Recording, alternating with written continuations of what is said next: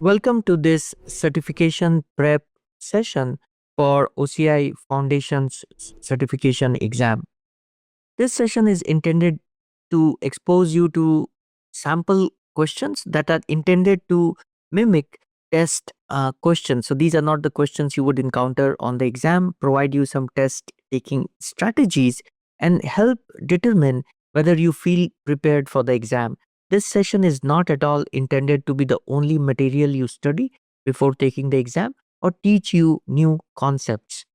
So with that, just let's look at the exam topics covered on this particular exam. So there are four main objectives, as you can see on the slide here. Getting started with OCI, core OCI services, security and compliance services, and governance and administration. And here you can see the concepts which are evaluated, starting with exploring this concept of OCI distributed cloud, understanding OCI regions and availability domains, and then going over some of the core OCI services like networking, compute, storage, security services, and identity and access management services. We also discuss about OCI shared security model.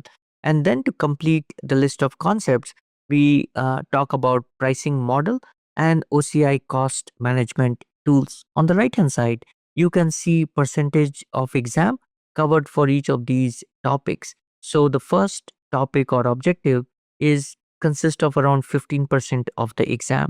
The second area, which is the core OCI services, constitute around 50% of the exam. The third topic constitutes around 25% of the exam. And the final topic is consists of around 10% of the exam. Now, this particular exam has 40 questions in total. So if you do the math and the breakdown, there are 6 questions you can expect from topic 1. There are 20 questions you can expect from topic 2, 10 questions from topic 3, and 4 questions from topic 4. This kind of makes up for the entire exam, 40 questions in total. So 3 points to remember. The exam is free to everyone.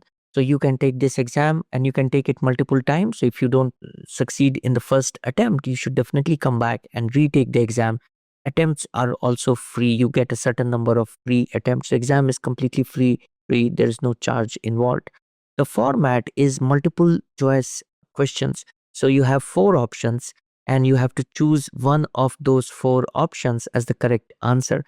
There are no multiple response questions, meaning you will not see questions which will have more than one correct answer. So these are only multiple choice questions. Duration is 60 minutes, an hour, and we feel that's sufficient time for you to answer these 40 questions. And in total, you have 40 questions, which are quite straightforward. So having 60 minutes still gives you kind of little over a minute for each question. You have to read through the questions and read the options, answer choices. But the kind of questions you see on this exam, you should be good with an hour-long exam. The passing score is 65%. So again, if you do the math, 65% is the threshold, the passing score. So out of 40 questions, you don't have to get all 40 questions correct. If you get 26 or more correct, you pass the exam and you get the certification. And this exam has been validated against the course, the 2025 version of the OCI Foundation's course. And once you get this certification, the credentials are valid for 2 years, 24 months.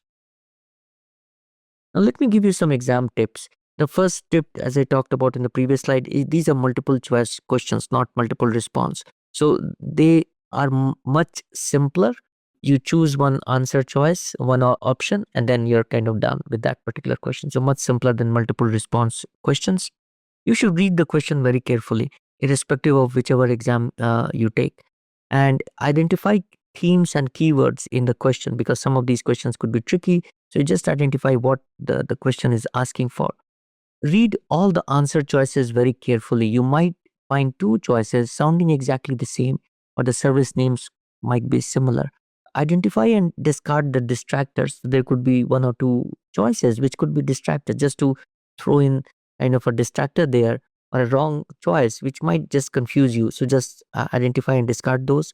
And then start with eliminating obvious options that don't apply.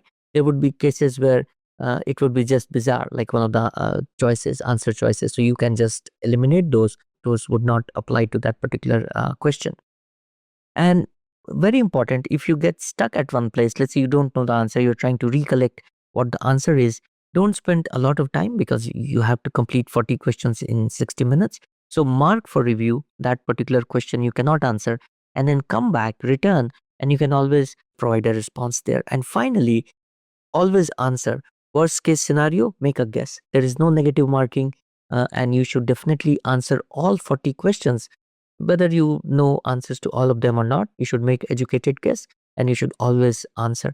So that's it. These are some of the exam tips. In the next section, we will actually go over around 10 questions covering different topics, and that would give you a good idea of the kind of questions you would encounter on the actual exam.